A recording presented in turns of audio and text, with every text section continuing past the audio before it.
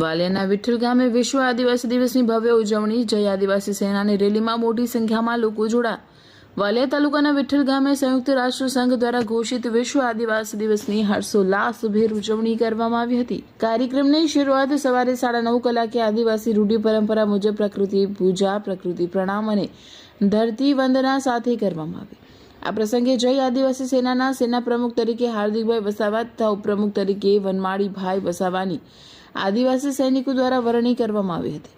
ત્યારબાદ મોટી સંખ્યામાં ગ્રામજનો અને આદિવાસી સૈનિકો પરંપરાગત આદિવાસી પહેરવેશમાં રેલીમાં જોડાયા હતા। રેલી વિઠ્ઠલ ગામની શેરીઓમાં ફરી ઉમરગામ પહોંચી હતી, જ્યાં ગ્રામજનો દ્વારા રેલીનું ઉત્સાહભેર સ્વાગત કરવામાં આવ્યું હતું। ત્યારબાદ રેલી સોળગામ પહોંચી, જ્યાં પણ લોકોમાં ભારે ઉત્સાહ જોવા મળ્યો હતો। રેલી રાજગઢ ગામે પહોંચતા આદિવાસી સંસ્કૃતિ અને પરંપરાનો પરિચય કરાવવામાં આવ્યો હતો।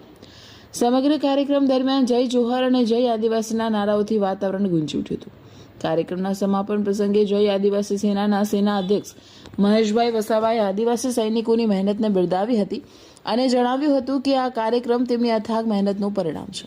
તેમણે તમામ આદિવાસી સૈનિકો તેમજ ઉપસ્થિત સૌનો આભાર વ્યક્ત કરી કાર્યક્રમનું સમાપન કર્યું હતું।